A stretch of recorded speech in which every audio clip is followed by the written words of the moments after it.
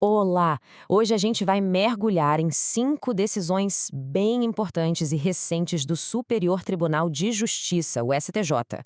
São casos que mostram na prática como a lei lida com situações do nosso dia a dia, sabe? Desde aquele devedor que tem como pagar, mas não paga, passando por crimes no ambiente virtual, até uma discussão super atual sobre propriedade em área de proteção ambiental. Vamos entender juntos como essas decisões do STJ acabam moldando a nossa realidade. Então, para guiar a nossa conversa, a gente vai passar por 5 temas: medidas atípicas de execução, partilha de bens na separação convencional, um caso sobre crime virtual, uso capião em área ambiental e, para fechar, a autonomia da Defensoria Pública. Bora lá? Beleza, nosso primeiro tema, medidas atípicas. Pensa numa situação que, infelizmente, é bem comum. A justiça determina que alguém pague uma dívida, mas a pessoa simplesmente ignora. E aí, o que se pode fazer? Pois é, a grande questão que chegou lá no STJ foi justamente essa. Imagina o cenário. Tem uma ordem judicial para pagar, o devedor tem grana, tem como quitar a dívida, mas ele se recusa. Fica por isso mesmo? O que um juiz pode fazer para garantir que a sua decisão seja de fato cumprida? Então a resposta, ou pelo menos uma parte dela, está lá no Código de Processo Civil. O artigo 139, inciso 4, dá ao juiz uma ferramenta bem poderosa. Ele permite que o juiz tome medidas, digamos, mais duras, medidas coercitivas, para forçar o cumprimento da ordem. É tipo uma carta na manga do judiciário, para que a decisão não vire só um pedaço de papel, né? Só que atenção, não é terra de ninguém. O STJ deixou bem claro que esse poder do juiz não é ilimitado. Pelo contrário, existem 4 requisitos que têm que ser seguidos à risca. Vamos lá. Primeiro, a medida tem que ser eficaz, mas sem prejudicar o devedor mais do que o necessário. Segundo, ela só pode ser usada em último caso, sabe? Depois que todas as outras tentativas mais comuns, como penhorar bens, já falharam. Terceiro, a decisão do juiz tem que ser muito, mas muito bem fundamentada. E quarto, claro, tente respeitar o contraditório e a proporcionalidade. É aqui que entram aquelas medidas que a gente ouve falar, como suspender a CNH ou o passaporte. E o mais importante, essa decisão do STJ foi julgada como um recurso repetitivo. O que isso quer dizer? Quer dizer que ela vira um padrão, um guia para todos os casos parecidos que surgirem no Brasil inteiro. A mensagem final é essa. Sim, o juiz pode usar meios atípicos para fazer a justiça acontecer, mas sempre com muita responsabilidade e seguindo essas regrinhas que o STJ estabeleceu. Mudando de assunto agora, a gente sai do processo civil e entra no direito de família. E a discussão é a seguinte: como fica a divisão de bens num divórcio quando o casal escolheu aquele regime da separação convencional, a separação total de bens? Bom, em tese, no regime de separação convencional de bens, a regra é bem simples. O que é de um, o que é do outro é do outro. Os patrimônios não se misturam. Mas, e quando um bem é comprado ou construído com o esforço dos dois? Aí a coisa muda de figura. A jurisprudência já diz há um tempo que, se ficar provado que houve um esforço em comum, aí sim esse bem pode ser partilhado. O caso que o STJ analisou tinha um detalhe que faz toda a diferença. O terreno onde a casa da família foi construída, esse terreno foi comprado pelos dois em conjunto. E a casa em si? Bom, aí entra uma presunção do nosso Código Civil. Ele diz que, em regra, toda construção feita num terreno pertence ao dono do terreno. Isso até que se prove o contrário, claro.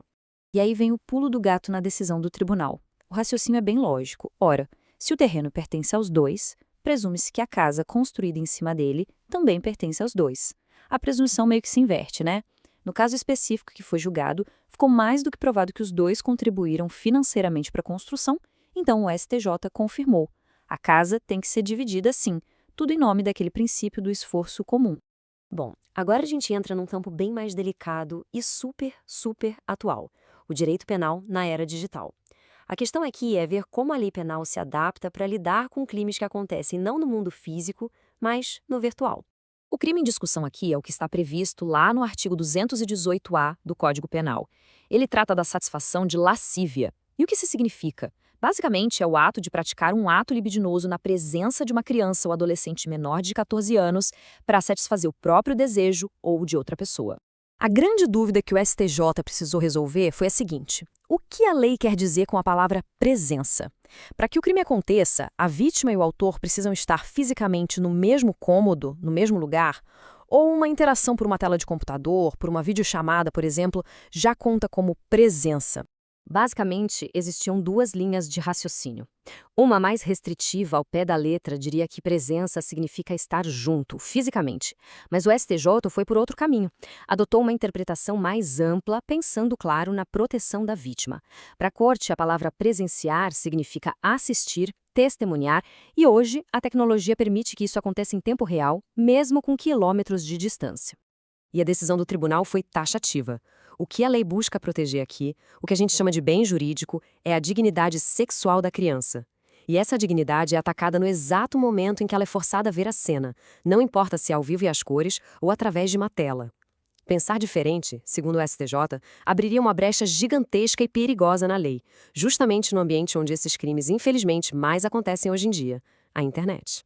Vamos para o nosso próximo assunto, que coloca frente a frente dois direitos fundamentais: o direito de propriedade de um lado e a proteção do meio ambiente do outro. Olha, para entender bem essa decisão, a gente precisa partir de uma premissa básica. O direito de propriedade não é absoluto. Ele precisa cumprir o que a Constituição chama de função social. E hoje, mais do que nunca, essa função social também é uma função ambiental. E a chave para entender o caso está no conceito de área de preservação permanente, a famosa APP. É muito importante entender isso. Uma APP não é necessariamente um bem público, tipo um parque nacional. Muitas vezes é uma propriedade privada, só que é uma propriedade com uma restrição legal bem séria. Seu uso é limitado para proteger a natureza. Pensa na mata que fica na beira de um rio. Aquilo é uma APP. E o que o STJ decidiu? Foi direto ao ponto. Mesmo que a APP seja uma área privada, a ocupação irregular dela é um ato ilícito, é contra a lei. E uma posse que nasce de um ato ilícito não pode, com o passar do tempo, gerar direito à propriedade por uso capião. É simples assim.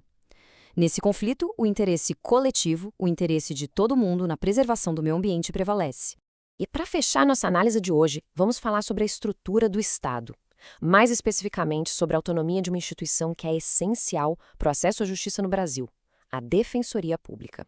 A discussão toda gira em torno dos chamados honorários de sucumbência. Sabe, aquele dinheiro que a parte que perde um processo tem que pagar para o advogado da parte que ganhou, então. Quando a Defensoria Pública ganha uma ação, esses honorários são destinados à própria instituição para um fundo especial. E a lei que organiza a Defensoria Pública é bem clara, ela tem a prerrogativa de executar e também de receber essas verbas. O que aconteceu no caso julgado foi o seguinte: um juiz determinou que esses honorários fossem depositados numa conta judicial vinculada ao processo, em vez de irem direto para o fundo da Defensoria. E o STJ disse: não, isso não pode. Por quê? Porque essa interferência do judiciário viola a autonomia administrativa e financeira da Defensoria.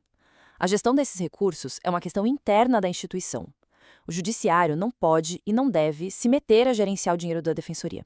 Então, a decisão final do STJ reforça exatamente isso. Os honorários de sucumbência são da Defensoria Pública e cabe a ela, com total autonomia, gerenciar esse dinheiro. É um recurso que serve para fortalecer a instituição e melhorar o atendimento à população carente. No fim das contas, é uma decisão que reafirma a independência da Defensoria e o princípio da separação dos poderes.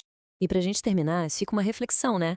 Esses 5 casos, cada um de uma área diferente do direito, mostram muito bem como a interpretação da lei lá nos tribunais superiores, como o STJ, vai, no dia a dia, redefinindo os limites dos nossos direitos e deveres.